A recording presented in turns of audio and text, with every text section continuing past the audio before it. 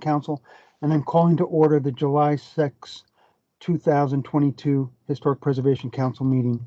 With me this morning are the following council members: Beth Ackley, Beth Burgess, Paul Butkus, Marguerite Carnell, myself as chair, Margaret Faber, Leah Glazer, and Sarah Sportman.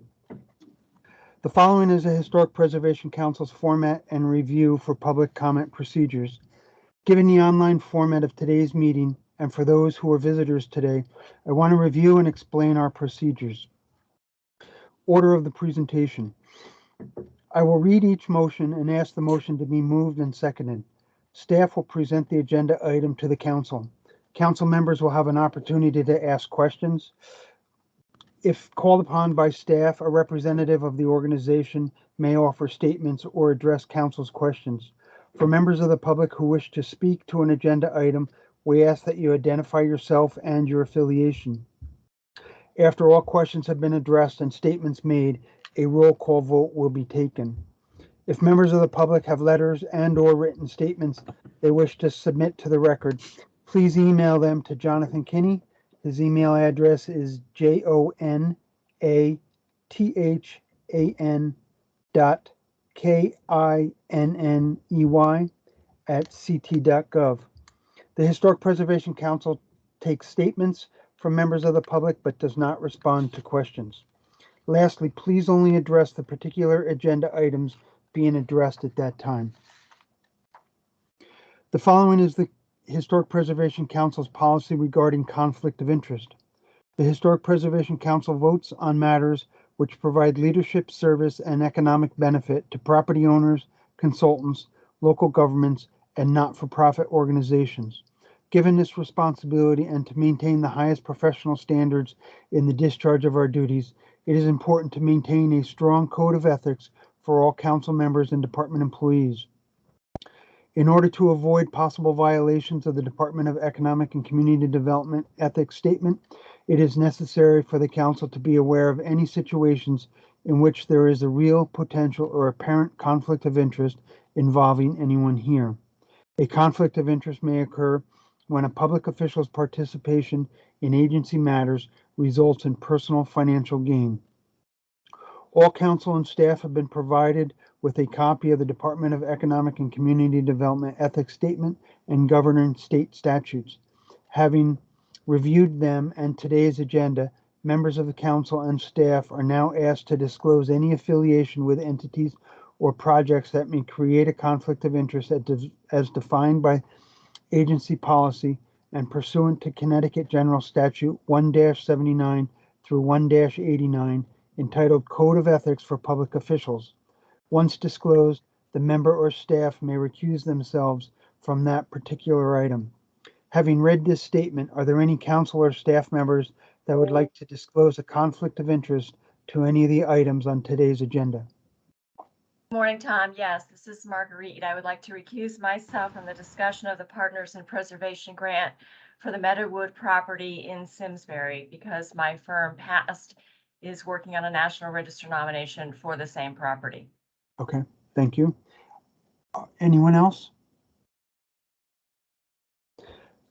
So Marguerite, we're going to ask you to recuse yourself and to leave the platform, and Jonathan will text you when you can come back.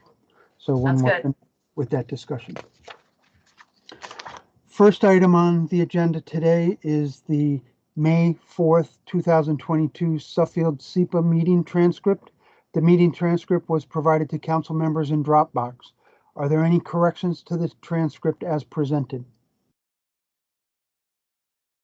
Tom, this is Marguerite. I reviewed the transcript as well as other meeting minutes, and I submitted my minor suggested corrections to Jonathan.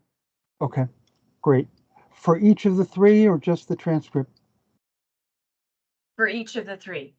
Okay, thank you. So may I have a motion to approve the minutes as revised or with those minor revisions? Marguerite, so moved. And a second? Second, Leah.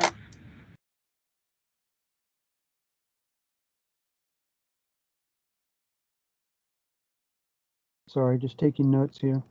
Okay, so we have a motion to approve the transcript. I'll take a roll call vote. Beth Ackley?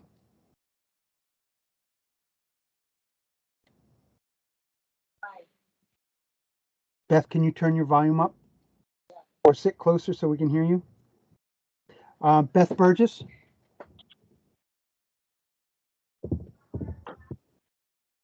Okay, got it. She's on mute, but fingers up. Paul Butkus? Aye. Marguerite Carnell? Aye. I will abstain. Margaret Faber? Oh, you're on mute too? Okay, thumbs up. Yes, okay. Leah Glazer Aye. and Sarah Sportman. I need to abstain because I wasn't here last month. Okay, thank you.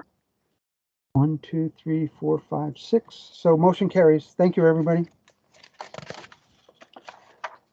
Next item on the agenda is the May 18, 2022 meeting minutes. The meeting minutes were provided to council members in the Dropbox. Aside from Marguerite's minor corrections submitted to Jonathan, are there any others from council members or staff? May I have a motion to approve the minutes with Marguerite's minor corrections? Marguerite, so moved. And a second?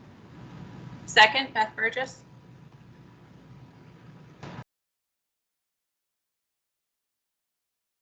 Okay, we have a motion to approve the minutes. I'll take a roll call vote. Beth Ackley? Aye. And can you hear me better now? Much better, yes, thank you. Okay, thanks. Beth Burgess? Aye. Paul Butkus? Aye. Marguerite Carnell?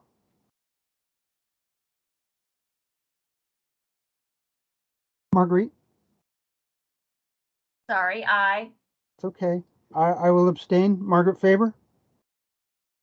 Okay. Margaret had thumbs up. Leah Glazer Aye.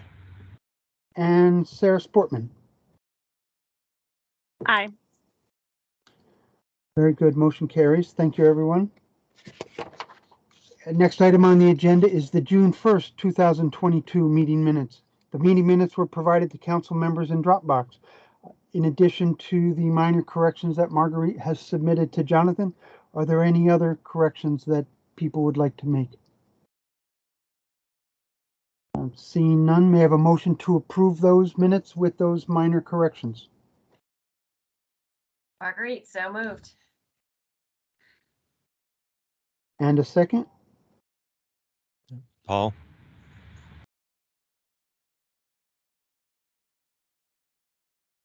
Okay, we have a motion to approve the minutes. I'll take a roll call vote. Beth Ackley? Aye. Beth Burgess? Abstain, I wasn't there. Paul Butkus? Aye. Marguerite Carnell? Aye. I will abstain. Margaret Faber? It's gonna be a long meeting for you, Margaret. Leah Glazer Aye. and Sarah Sportman. I guess I'll also abstain because I wasn't there. Okay. 4, 5. We have 5 yeas and 3 abstains. Jonathan, I don't think we have enough to approve it. Jonathan, are you there?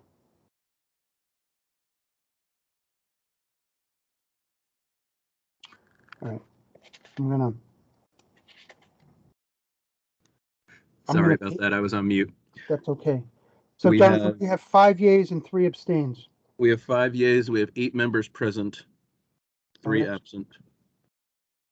So we do have enough then. Okay, motion carries. Thank you for the clarification, Jonathan. Sure thing. All right, first item on the agenda is 5B1. The Historic Preservation Council votes to award a survey and planning grant funded by the Community Investment Act of the State of Connecticut to the below listed applicant in the amount shown. All grant guidelines and state requirements shall be met by the below listed applicant upon receipt of a grant as administered by the Department of Economic and Community Development. Staff recommends the application for funding. The applicant, Ancient Burying Ground Association. Project, consulting services of a CFR qualified historic landscape architect to prepare a historic preservation landscape plan for the ancient burying ground dated 1640, located at 60 Gold Street in Hartford, and to engage a qualified outdoor sculpture conservator to prepare conservation assessments, treatment recommendations, and cost estimates for 25 table stone style grave markers. Grant amount of $20,000. May I have a motion to bring this to the table for discussion? So moved. Beth Burgess. And a second? Second, Margaret?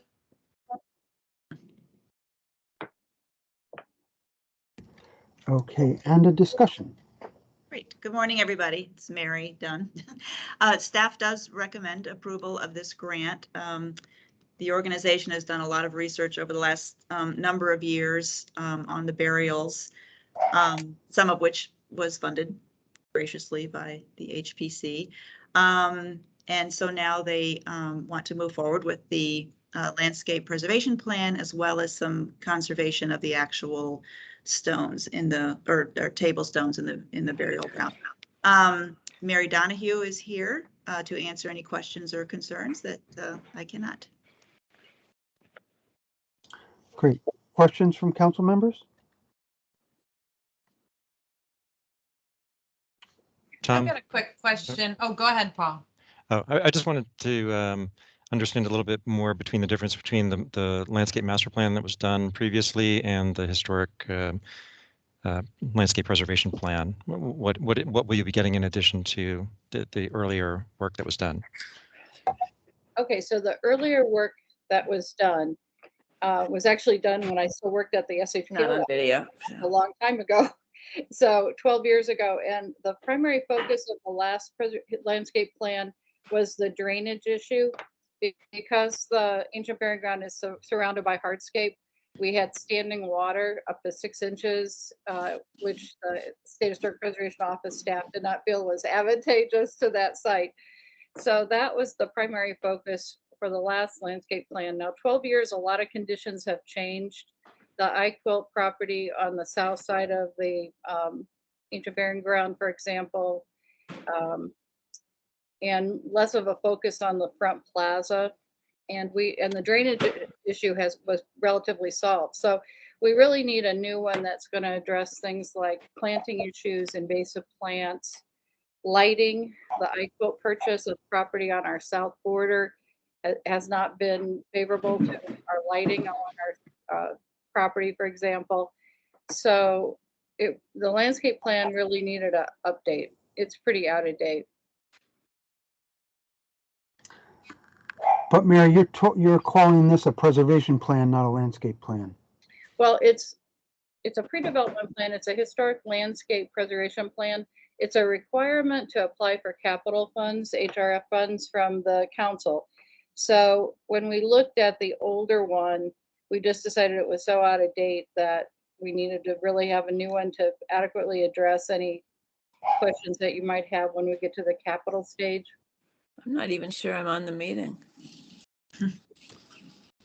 Yes. Mary, does a survey, a detailed survey, is that going to be included in this as part of the scope? We've got the CAD files from the last one. And I think those will be the starting point. But as I said, things have changed, like the southern border with the iQuilt project, et cetera. So I think some amount of clearly new work will have to be done. There was a huge maple tree right in the middle of the table stones. We worked with the city arborist to take that down, which we really required a specialized piece of machinery and a guy to run it from New Jersey, actually, because it's so specialized, to get that big tree out without damaging any of the table stones that were underneath it. And now the table stones have to be addressed because the roots are going to subside from that tree, and the table stones were in rough shape to start with. So we really got to make a concerted effort to work on both the landscaping going forward as well as serving the table stones. Okay. Beth, you had a question? I did, but Mary, you've answered them all. The other questions answered, so I'm all set. Question for both of the Marys. I just picked up a discrepancy. In the description of the project you're talking about, or you identified 25 table stones, but on page 4 of 6, number 7, you mentioned restoration of 22 gravestones. Is that just a typo? Well, that list will be the definitive list. I think 25 was my earlier draft, and I should have changed that when I got the definitive list. So that's my mistake. But there's 25 on that list. Okay, well then it's 25. It's whatever's actually on the definitive list. I see. Okay. Okay. Is there also, we threw in, there's table stones are the ones that literally look like a kitchen table with legs. Then there's a thing called a boxed tomb, which has solid stone all the way around the top. And I think we added those to the list. And in your mind's eye, what are you expecting to do to those? The table stones? Yes. Okay, so this big tree came out and the table stones are really, I want to say wobbly, for lack of a better word, to start with. They're very unstable right now.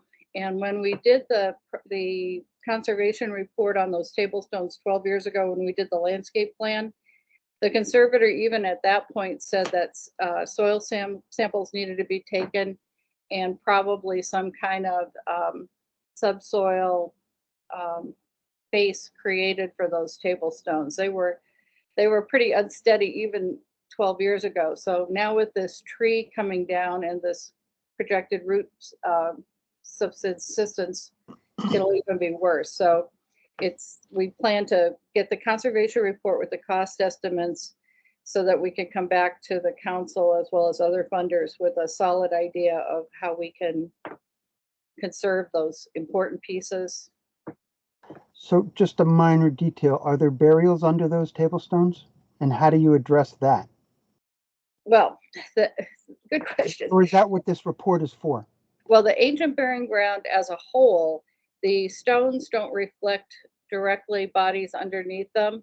The stones have been rearranged over the last 2 or 3 centuries. They've been straightened out, they've been put in straight lines. And so because of our previous work with the council and the preservation restriction, anytime work is done that involves ground disturbance, if any human remains reveal themselves, then we call the state archaeologist. Okay. All right. That sounds great. And I would love to tell you that there's like a 1-for-1 correlation with the stone body, but there's not. So we are very careful. And anytime we do reset a stone, for example, if human remains appear, we are required to call the state archaeologist. Okay, great. Thank you. Any other questions from council members? One quick question. Sure. I'm not sure who to address it to. Maybe it's more like you and Beth, but the use of things like helical piles might be an option where you're just basically screwing a pin down underneath the 4 corners of those tables, where you're not digging out holes to put in a actual concrete foundation. So something that would have the minimum impact on anything below grade, because you're not really removing any soil to put those things in, might be one route that they would pursue to kind of create stable piers. And as the roots rot around it, you'll be down below that level. Right. That's a good suggestion, Paul. And it sounds like, Mary, you've got if you're doing soil testing, you'll have a geotechnical engineer. Yep, there's On the I think I mentioned in the application that the earlier 12 years ago study recommended having a civil engineer do the soil testing. And Yeah. who knows, I mean, like Paul, I'm glad you brought up the alternative technology aspect of it. That's another reason to redo this at this point, is to use a outdoor sculpture conservator who can apply the most current technology and techniques to these stones. So that was a good suggestion. And a civil engineer / geotechnical engineer can definitely guide you on that. So Yep. Okay, great. Any other questions? All right, hearing none, we'll take a roll call vote. Beth Ackley, Aye. Beth Burgess, Aye. Paul Butkus, Paul, thumbs up, okay. Aye. Marguerite Carnell, Aye. I will abstain. Margaret Faber, Aye. Leah Glazer, Aye. and Sarah Sportman. Aye. Very good, motion carries. Thank you, Mary. Thank you. Thanks, everybody. Next item on the agenda is 5B2. The Historic Preservation Council votes to award a survey and planning grant funded by the Community Investment Act of the state of Connecticut to the below listed applicant in the amount shown. All grant guidelines and state requirements shall be met by the below listed applicant upon receipt of a grant as administered by the Department of Economic and Community Development. Staff recommends the application for funding. The applicant, Shiloh Baptist Church, project, consulting services of a 36 CFR qualified architect and/or engineer or full-service consulting firm to a condition assessment for the Shiloh Baptist Church dated 1911 to 1914, located at 350 Albany Avenue in Hartford. Grant amount of $20,000. May I have a motion to bring this to the table for discussion? So moved, Beth Burgess. And a second? Paul? Thank you. All right. Mary? Thanks. Sorry about the typo in that resolution. Staff does recommend approval of this application. Lynn Ford with Shiloh Baptist came to us. Actually, I think she approached Aaron first because they need a roof replacement. So we did do a site visit, and they do have some roof issues and exterior masonry issues. So we did ask that they take a step back just to also examine any other hidden issues that might be caused by the roof failure or the masonry failure. It's a very large building, and so we just recommended the condition assessment just to confirm building issues and make recommendations for the best next step forward. Once the condition assessment is completed, they will most likely need to come back for architectural plans and specs or engineering before they can actually move forward to HRF. But we do recommend that this first step be approved and awarded the grant. I don't believe there's anyone here from the church, but I will try to answer questions and concerns. Okay. Council members, questions? Just confirming it's a slate roof. Looks like a slate roof. Yes. So, Mary, in the past, when we've talked about roofs and furnaces, I know we're not in November. If the condition is so bad, do they need emergency funds to deal with the roof so more damage doesn't get caused in the next year while they're waiting for the HRF monies? Right, yeah, possibly. That might be one of the outcomes of this. If they're awarded the grant. Well, what I'm really asking is, can they wait for this? Oh, you think they, meaning, yeah. I would like do they to. need money for a tarp? Yeah, well, even that. I mean, that's a good question. We can revisit and see if there's an urgent need. There is an HRF round coming up, and I know that we have discussed the possibility of interim applications to HRF for emergency purposes. Sure.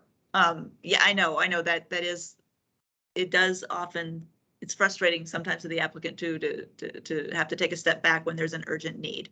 So. And that's why I was asking. Yeah. That was the only reason.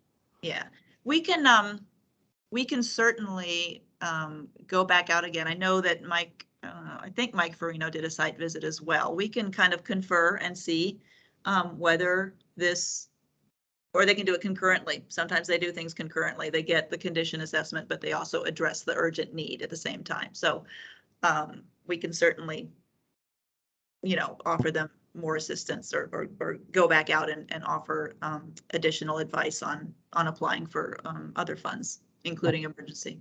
Yeah, okay. Any other questions from council members? I was gonna just jump in. How severe is the leaking, Mary? Well, we did go in, I mean, the building is in use. I didn't observe any, we did not go in the basement, so I do not know what's going on down there. It didn't appear, I mean, the thing is, I've been inside a lot of churches that have, the flaking plaster and the, so I don't, the degree of severity. Yeah, right. Yeah, it's not like active, Okay. So, so the degree of severity, I'm not quite sure. I'd have to go in during a, not to be Yeah. facetious, but during, some inclement weather to see, what's Right. just how open it is. I Yeah. thought based on your description 3 minutes ago that they had buckets and they were catching the water. So, No, but it doesn't sound like it's that. No. Okay. Beth Burgess, I see your hand is up. Yeah, thank you. Mary, just wondering, they've got a total budget of $40,000 and they're asking us for $20,000. Do you know if they have the rest in hand? yes, They do. Okay, yes. great. No. Go ahead, Beth. Just really quick to finish up the thought on the leaking. This, when, especially if the leaking's coming from the slate, it probably does make sense to get the full conditions assessment done prior to taking on a piece of it, because it's so integral with this roof structure. And if you proceeded with one ahead and then found something else, it could get really messy. So in this case, because it's not as easy to peel it away from other things, and it doesn't sound like it's as urgent, but obviously if maybe there's a piece of the RFP that says, if there's something that is an emergency, whatever, that needs to be brought up. Yeah. If they're awarded the grant, we can hit the ground immediately, get their RFP going, get the bidding process out. And as long as they select a team competitively, once they get into the condition assessment, if there is an urgent need identified, then they could either address that need, maybe change the scope and address that need, or at least make it known so that they can start making plans to apply for specific capital needs funds. Yeah, and if the slate's original and it's 110 years old, it's probably going to result in a full roof replacement. And they wouldn't get that done, even if they decided to do that right now, they wouldn't get that done this building season anyway, so. Beth, do you have another question or is your hand still up? Beth Burgess? Thumbs up. Okay. Mary, I have just one question. Does it have ADA access? Oh my goodness. We were just there a couple months ago. I don't think so. There is a ground level entrance, but it doesn't have like a compliant ramp, but I would need to take another look.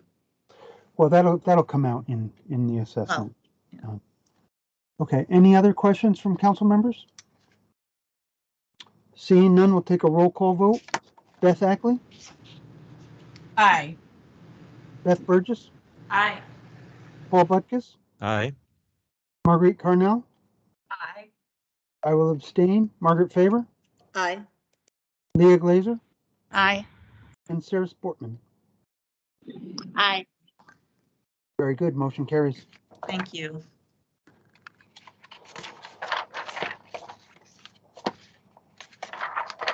Next item on the agenda is 5B3. The Historic Preservation Council votes to award a survey and planning grant funded by the Community Investment Act of the State of Connecticut to the below listed applicant in the amount shown. All grant guidelines and state requirements shall be met by the below listed applicant upon receipt of a grant as administered by the Department of Economic and Community Development. Staff recommends the application for funding. The applicant, Calvary Temple Christian Center. Project, consulting services of a 36 CFR qualified architect and/or engineer or fully serviced consulting firm to prepare a condition assessment for the Calvary Temple Christian Center dated 1870, located at 319 Barnum Avenue in Bridgeport, Connecticut. Grant amount of $20,000. May I have a motion to bring this to the table for discussion? Marguerite, so moved. And a second? Beth Burgess. Okay, and Okay. Mary. So staff does recommend approval of this application. I did not do a site visit. Mike Farino, our circuit rider with Preservation Connecticut, did a site visit. And they did have specific needs that they were looking at, including ADA compliance and other issues. But he did believe that they needed, there aren't any urgent needs right now, so he did recommend that they do a condition assessment just to start off to prioritize what they want to do moving forward. They do have plans. The church is, it's being used for the mission that they state in their narrative. They do have some future plans, as you noted, to house other programs. Those will be housed in the building. I don't think that would necessitate an engineering study. It's just hosting other groups. But we do think that the condition assessment is probably the basic document they should start with. Mike Farino could not be here. He had another site visit. And there's no one here from the church, but I will address any questions and relay any concerns. Okay. Questions from council? I'm just looking at the Google Street View of the church, and it looks like the roofing is in really bad shape, at least in that view. Do you know if that has been addressed since whenever this picture was taken? It says image capture of 2020, but the spire is like really, really bad in the street view. I am confident that it has not been addressed. I think the call to Preservation Connecticut was their first attempt at trying to get a handle on assessing the condition of their building and how to move forward. So obviously that would be maybe a specific thing we would point out in the RFP that we would want to be examined. And along those lines, it does look like the building is covered with siding and probably aluminum siding.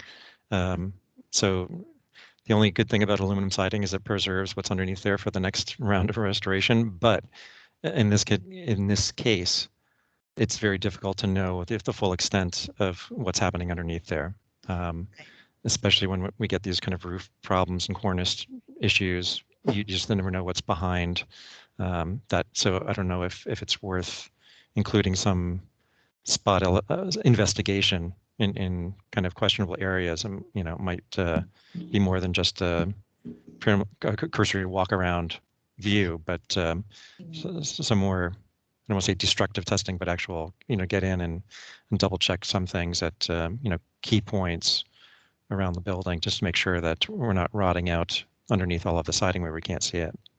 Yeah, and we did this with Canaan Institute in Norwalk. That church has vinyl siding, and so we recommended in the RFP that some selective investigation underneath the siding be done. So it may be that because the church itself has what they think are their own critical needs, and then we also have our own idea of what is a critical need. We would probably narrow the scope of the RFP to maybe look at those issues. And then they may need to just apply for more funding if they need further investigation or, specifications for moving forward. Yeah, it could be in concert with the interior investigation and say, oh, we're seeing a lot of water damage here or there. Then, those become key spots to double check on the exterior as well, because it could be like the entire wall section is rotted out or something. You never know. Exactly. Yep. Yep. Okay. Any other questions, comments from council?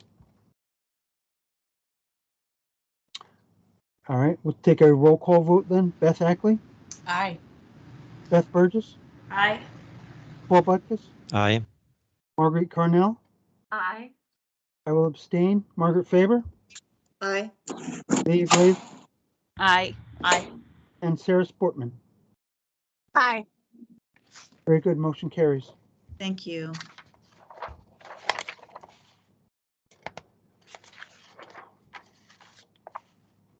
Next item on the agenda is 5B4. The Historic Preservation Council votes to award a survey and planning grant funded by the Community Investment Act of the State of Connecticut to the below listed applicant in the amount shown. All grant guidelines and state requirements shall be met by the below listed applicant upon receipt of a grant as administered by the Department of Economic and Community Development. Staff recommends the application for funding. The applicant, Aldrich Free Public Library, project, architectural plans and specifications for Phase 1 of planned restoration of Aldrich Free Public Library, dated 1896, located at 299 Main Street in Noosup. Grant amount of $10,000. I have a motion to bring this to the table for discussion. So moved, Margaret. And a second. Beth Burgess. Okay, Mary? Great. We also recommend approval of this application. Aldrich Free Public Library received a survey and planning grant from us to do a condition assessment, which is included in the application that was put in Dropbox. They did competitively bid out that project and began working with Crosskey Architects, who identified a first recommended project. And so I did question the budget, but it came from the architect and they are matching the grant. I believe it's what they have available, but it will cover what the architect is proposing for plans and specifications. So, we do recommend the award. Jordan Lumpkins is here with the town. He wrote the application, and so hopefully he can answer any questions that I can't. Any questions from council members? Well, Jordan, thank you for coming. Thank you. So hearing no questions or comments from council members, we'll take a roll call vote to approve the application. Beth Ackley? Aye. Beth Burgess? Aye. Paul Butkus? Aye. Marguerite Carnell? Aye. I will abstain. Margaret Faber? Aye. Leah Glazer? Aye. And Sarah Sportman. Aye. Very good. Motion carries. Great, thank you.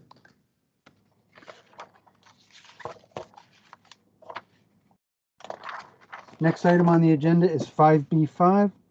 The Historic Preservation Council votes to award a Partners in Preservation grant funded by the Community Investment Act of the State of Connecticut to the below listed applicant in the amount shown. All grant guidelines and state requirements shall be met by the below listed applicant upon receipt of a grant as administered by the Department of Economic and Community Development. Staff recommends the application for funding. The applicant, Trust for Public Land, project, Community Charrettes, for the purpose of designing a public park to educate visitors about the history of Meadowood, 407 to 415 Firetown Road in Simsbury, Connecticut. Grant amount of $20,000. May I have a motion to bring this to the table for discussion? Excuse me. Leah.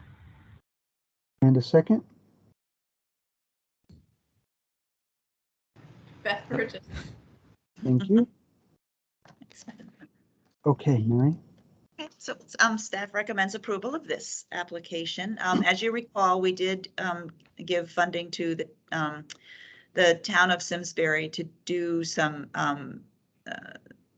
to do some planning for stabilization work for tobacco barns that were associated with the history of Southern college students that came to work in Simsbury during the summers. The most prominent of which was Dr. Martin Luther King Jr. And at that time, you know, we talked about the fact that the barns would really just be people would not be going into them. They would just be stabilized so that people could see them in situ. But that there was an additional desire to do some educational piece around the history. So that's the result of this, or this application is the result of that. And of course, the starting point is they'd like to just do some community charrettes to get input from everybody to see what they would like to see, get ideas of what would work best.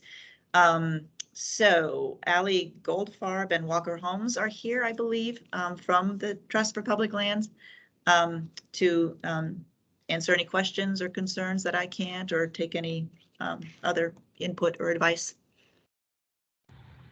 Hi, Mary. This is Leah. So sorry. It's okay. Go ahead. Okay, Leah, go ahead.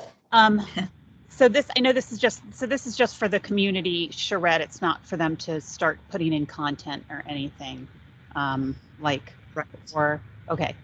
Because I was just if there's an RFP that goes out about the interpretation, you know, I just want to make sure that there's a historian on staff.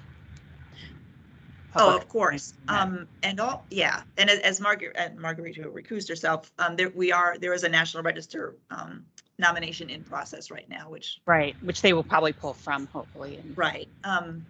But yes, the history, you know, is obviously a focal point of this whole piece. So yeah. And hopefully broader than just MLK. I guess that's. Oh, of course. Oh, yeah. That is not. Yeah, that's not the even the basis of the grant that SHPO received from Park Service for this was really around the whole theme of African American civil rights, not just, you know, MLK, but. Okay. Any other questions? Just an eligibility question, Mary. Yes. So this site is going through the process of being listed. What are the requirements under this Partners in Preservation grant for being listed or not listed, or anything like that? It's the same thing. The resource does need to be listed, and this came up at the last not the last meeting, but the last time we discussed this. And because there's a National Register nomination in process, and because we do kind of take our guidance from Park Service, it has been determined that it's an eligible site, and there will be a National Register nomination at the end of the project. So we are taking that into consideration, and so it is eligible based on those conditions. Great. So as long as it's in the works, so to speak, it's yes. It's great. Other questions? Mary, I have a couple questions. Mm-hmm. One is, why is the Trust for Public Land the applicant when Simsbury owns the property? Trust for Public Land, I believe, is a co-recipient. They do have an interest in the site. Well, but the description, if I remember correctly, describes the transfer of the property. And therefore, I'm wondering why Simsbury is not applying for this and the trust is. As a, I think because Simsbury has its hands full with the other two grants, and at the beginning of this whole endeavor, SHPO staff and the town of Simsbury and TPL all got together and sort of kind of mapped out a coordinated effort, you know, and TPL took this part. So there's the application for the you know, to plan the stabilization, and then there's the education piece, and so and TPL doesn't necessarily have to be the owner of the property, but they're doing these charrettes to assist with the project as a whole. So does the money stay in Connecticut or does it go away? No, well, it stays in Connecticut. TPL does have a Connecticut presence. So, the contract will be, to them. And then, of course, the piece itself is solely related to the Meadowlands, the Meadowood property. So it's all Connecticut based. Kathy, I see your hand is up. Yeah, I'm sorry, Mary. I let you struggle for a long time, and maybe I can help out a little. So the Trust for Public Land is going to be doing the interpretive piece. And so even though the property is now owned by the town of Simsbury, there are certain restrictions and requirements in place for the property based upon who provided funding for the acquisition. So for example, Department of Agriculture was one of the funders, and they require that the land still be cultivated. SHPO was also provided funding for the acquisition and is specifically for the area of these barns. And part of that acquisition required this interpretive piece to it, which the Trust for Public Land is responsible for carrying through despite the ownership. Okay. So it's great that they were able to craft together all the details, but they do have ownership over this part. And because the story, to Leah's point, is so complex, it's not just about Martin Luther King Jr. We really felt that a charrette with a planning organization that can help put together what this interpretation should look like, not just in terms of dialogue and signage, but where are the pathways, what is important to being interpreted, really putting together a plan for the property and getting input from the public, who is so important to actually getting this put together. I think we want to look at it a little bit more holistically than we normally would with just a straight interpretation. So are you envisioning the interpretive plan also as the park master plan, which is my understanding of what the charrettes are for? Mm-hmm. Okay. Yep. All right. And and it's not, so Tom, I will say this: it is not to come out with the master plan at the end. It's to come out with all the details to inform the crafting of a master plan. Does that make sense? Yes. Okay. So, Tom, I think one thing you may have noticed too was the budget breakdown, and probably couched within your question of, as to who the applicant was. That was down there, number 4. Yeah. So the grant funding is going to for hiring the outside consultant, and then 3 times that amount is actually being supplied by TPL for their staff and a variety of costs that aren't really fully broken out. But the part that I think we're funding is actually the outside consultant. Okay. Well, that takes away that question. So another question. I know this is a hot topic, so don't kill me here. In the project narrative, the 3 commitments: healthy, equity, and climate. How does the definition of equity as they present it fit Simsbury?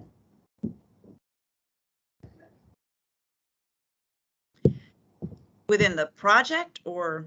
Well, the way they define equity doesn't seem to jive with my understanding of the population of Simsbury. Not the history of the site, but the population of Simsbury.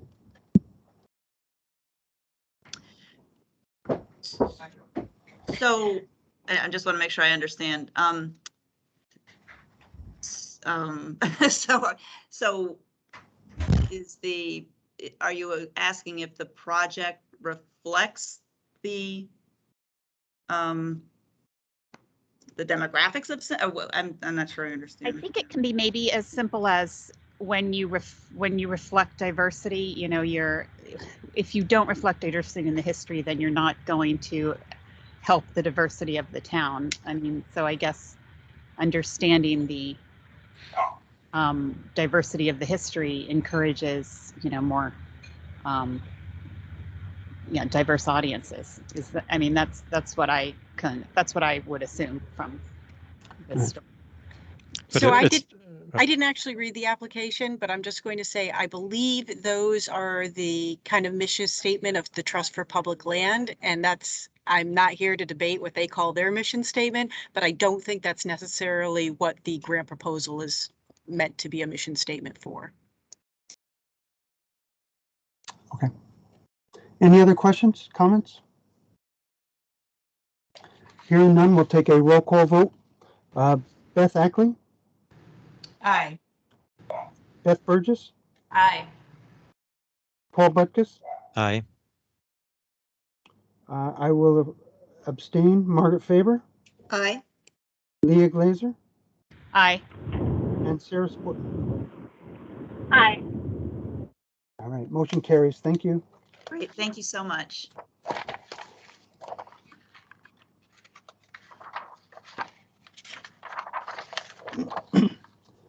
Next item on the agenda is 6A1, State Register nomination for the Bartholomew Auger Farmstead. Before I read the motion, I just want to give some background information because I had to look this up myself.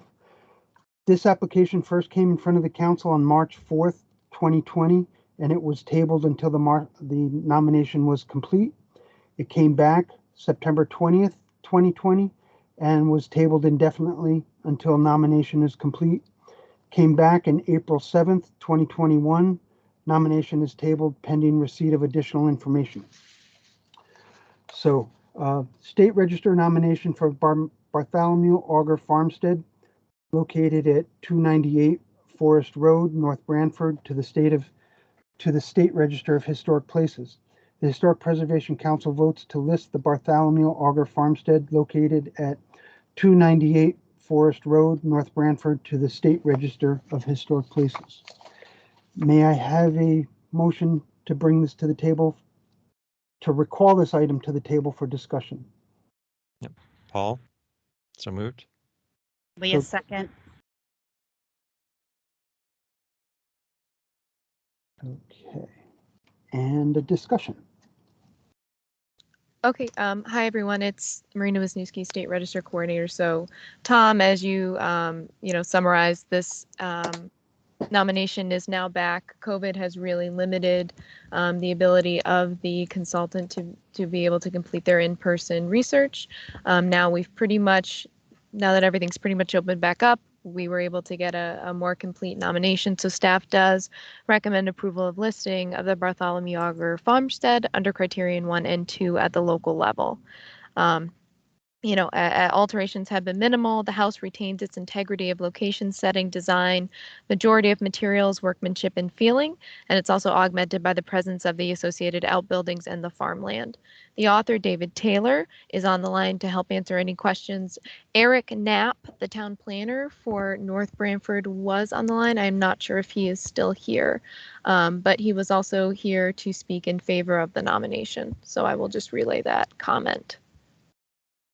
Marina, before I open it up for questions, can you remind us, please, what the pending information was that we requested last time? Sure. So the pending information was that they wanted to be a little more fleshing out of development of the acreage of the farm, the adding of a female name to the nomination, and really just to grab a little more background in the context of farming. The description of the house was fine, but they wanted a little more background research. So that is what was presented, and so we added more of that. I will say that this is staff recommendation that should you have any more additional requests for additional information, as we have done in the past and recently on a more recent nomination, that we have done conditional approvals to make those edits. So that would be my suggestion today. Also, Paul just asked if Marguerite has been invited back in. Oh, yeah. Yes. Okay, so that being said, that would be my suggestion, and I am happy to, should you have any more additional comments or requests, I'm happy to work with David to make that happen. Okay. Leah, you have a question?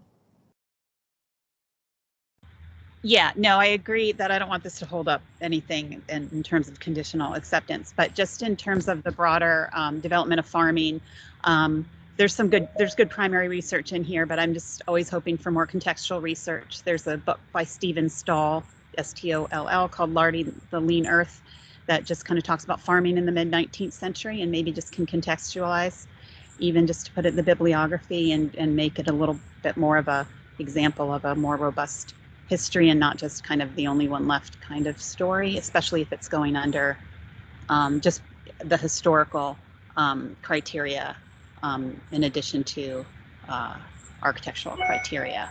So just maybe the addition of that a mention of that book in a sentence or something, I'd appreciate. Yeah. Margaret? Just a small edit. I think it's missing a word. It could be wife or staff on page 9, paragraph 2 on the 5th line down. And they just might want to fix it before it goes on file. Thanks. Thanks, Margaret. Any other questions or comments from council? All right, hearing none, we'll take a roll call vote. Beth Ackley? Aye. Beth Burgess? Aye. Paul Butkus? Aye. Marguerite Carnell? Aye. I will abstain. Margaret Faber? Aye. Leah Glazer?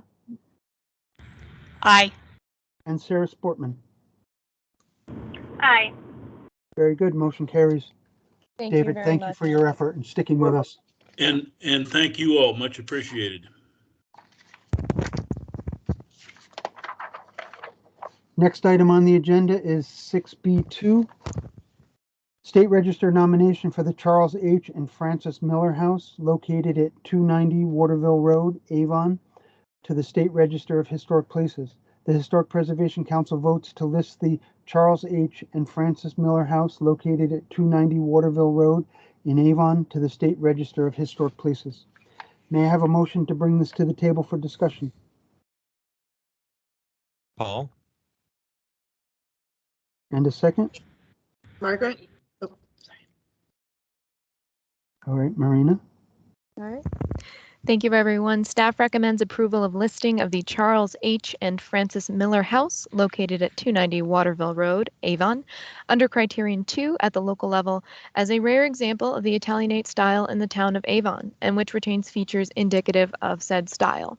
There have been some alterations, the most obvious being a single-story infill between the two main blocks, but the house retains its integrity of location, majority of design, materials, workmanship feeling, and association with a vernacular adaptation of the Italianate style and the picturesque aesthetic, which is further emphasized by the contributing outbuildings. The author was not able to be here today, and neither was the owner, July 4th week. Nora Howard, the town historian, did respond that she wanted to speak in favor. She was on earlier, but had to drop off. So I would like to read a statement that she sent to me into the record, if that works for you, Tom. You may, yes. Thank you. Okay. The town Avon historian sends thanks for the work of the State Historic Preservation Council. I know how thorough the applications are and how diligent the council is in reviewing them. The house certainly stands out dramatically in its pastoral location along Route 10, and the architecture is very unusual for Avon. The president of the Avon Historical Society sends her regrets for not being able to be here. She was in other commitments up all morning. Nora Howard. Thank you. Leah, you have a question? Yeah, I just want to say I appreciated all the fleshing out of the significance of that architectural type for the period and for the time period and all that contextualization. I thought I appreciated all of that rather than to explain why, rather than being just unusual, that it was important. Yeah, Leah, I actually have to say, I was very pleased with this nomination about the contextualizing, and I was actually very surprised by how rare Italianate is in Avon. So I really appreciated the diligency of the author to do the research and confer with all those local sources to really see that this is really an unusual example, not just in residential architecture in the town, but even in commercial. And the fact that, even though the land had been the majority of the land had been parceled off, that pastoral line of trees still allows that open feeling of the property. And I thought that was really well done and documented. Agreed. Any other questions or comments? Margaret, is your hand up? I got a little ribbon right over your name. No? Okay. Anyone else? All right, hearing none, we'll take a roll call vote. Beth Ackley, Aye. Beth Burgess, Aye. Paul Butkus, Aye. Margaret Carnell. Aye. I will abstain. Margaret Faber, Aye. Leah Glazer, Aye. and Sarah Sportman. Aye. Very good, motion carries. Thank you. Thank you very much. Next item on the agenda is threatened properties with a SEPA update by Todd Levine. Good morning, everybody. This is Jonathan. I have, excuse me, I'm going to be reading a short email from Todd, who sent me some information for his report since he's out today. Todd said, for the threatened properties update, the only notable thing is that the Greenwich application that we've been discussing, where there were 7 proposed demolitions in the 4th Ward Historic District, that project proponent has withdrawn their current plan for demolition at the moment. So September appears to have freed up as far as SEPA goes. As for Sutfield, which was the tobacco shed that we heard a few months ago, 2 options were presented to the owner by SHPO and the Office of the Attorney General. The first was to keep the tobacco shed in situ, and the second was to move it over 1 lot. So it will share a parcel with the original house it was associated with historically. That parcel, the parcels were subdivided, excuse me, resulting in the current scenario. So I do not have any other additional information, but I know Todd is pursuing both of those possibilities with the owner and the OAG. So hopefully we'll have an update for you on that one shortly. Great, thank you, Jonathan. You're welcome. Next on the agenda is the report on State Historic Preservation Office. Jonathan.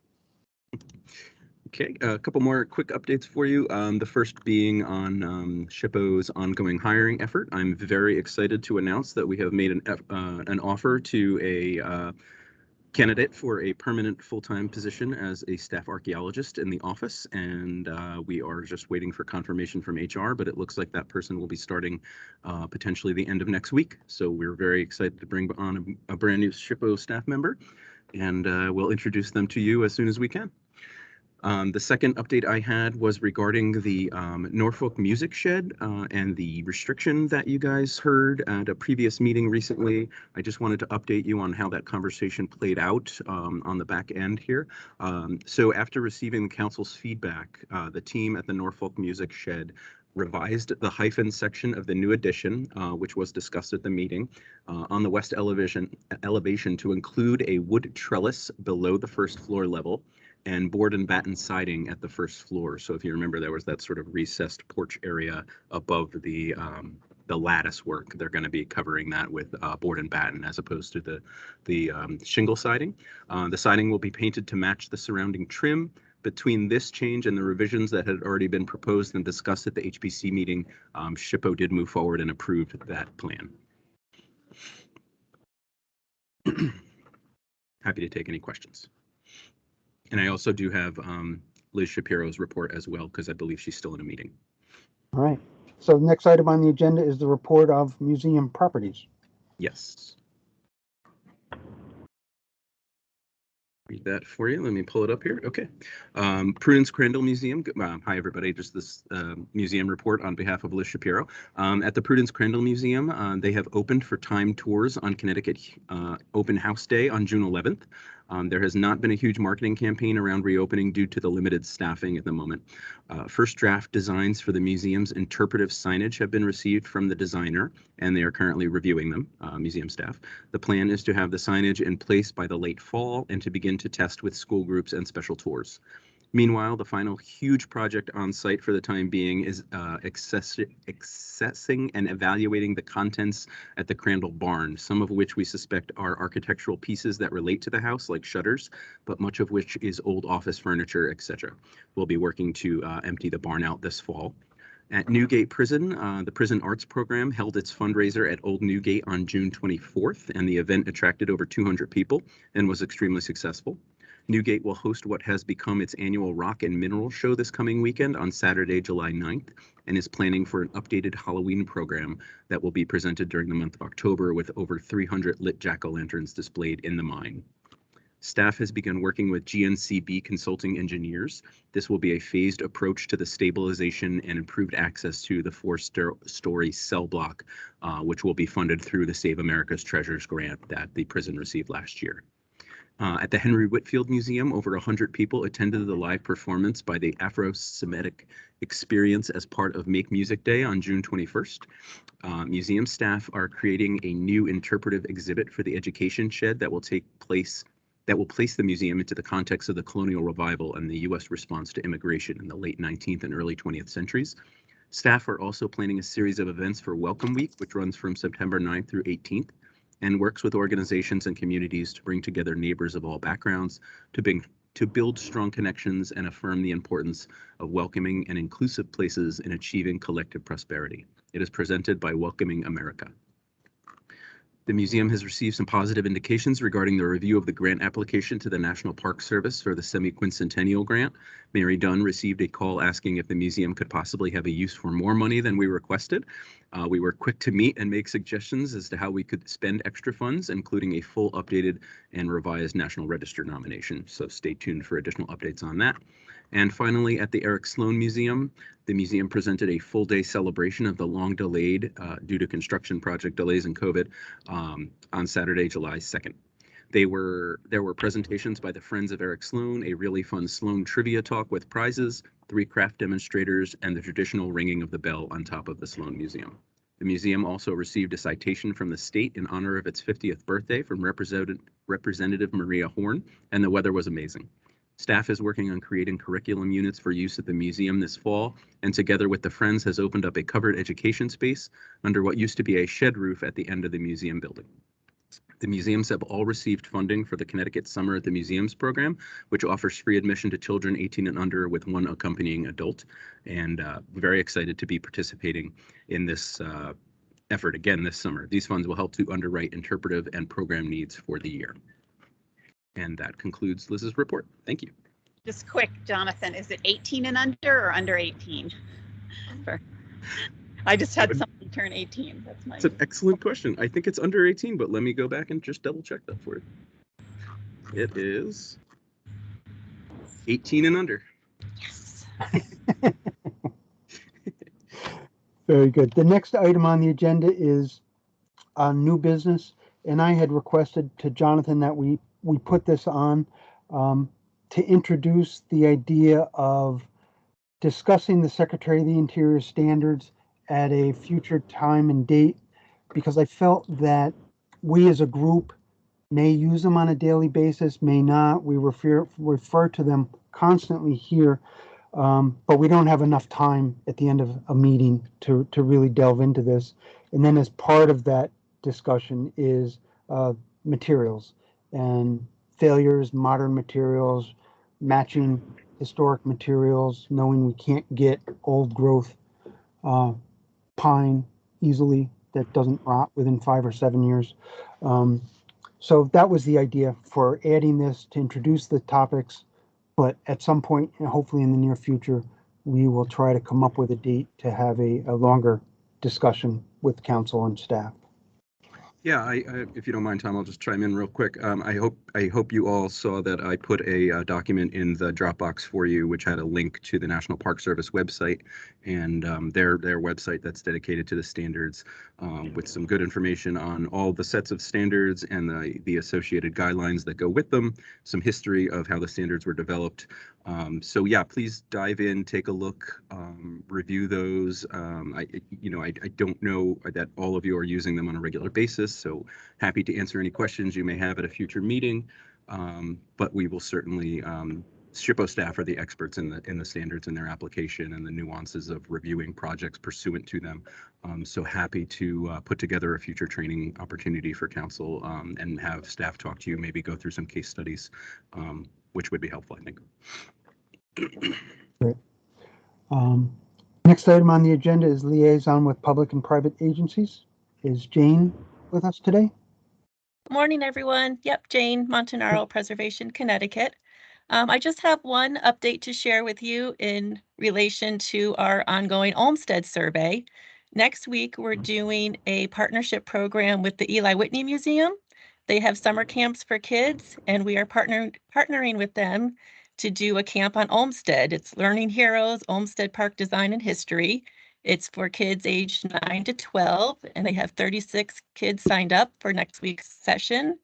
And we'll be participating almost each day, giving some background on Olmsted and the 7 S's for his landscape design. The kids will be landscape architects for a week, where they'll be designing a park together and building a 3D model of the park.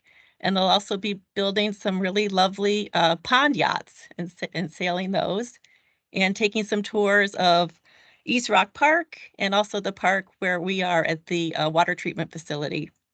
So I want to thank Leah for making that connection to us. Even though we're partners with the Eli Whitney Museum, we probably wouldn't have, thought to partner on a camp like this. She had mentioned it, I think, 2 summers ago and made the introduction for us. So I'm really excited that we're doing this next week. I'm super excited. They're across the street from each other, and it's a long overdue partnership. I'm super excited. Yeah. A good way to get the kids involved in preservation issues. And I'm so impressed with the agenda that they put together. I think it's a really wonderful program. Well, that sounds great. You guys have fun with that. Jonathan, do we have anybody yet with the Connecticut Preservation Alliance? I do not believe Patrick is on the call. Jane, did you have any update for CPA at all? I don't think so. Okay. Yeah, it was quiet. Last meeting was quiet. Got it. Thank you. So closing out the meeting, our next meeting will be August 3rd, 2022, 9:30 a.m. And may I have a motion to adjourn today's meeting? Yeah, and a second. Beth Burgess. All right, very good, everybody. Thank you so much. Appreciate it. Thank you, everyone. Thank you. Thank you. Tom? Bye, everybody. Tom, one comment. I will not be available on August 3rd. I'll be out of the country. Okay, well, have fun. Safe trip. Bye, everybody. Bye. Bye.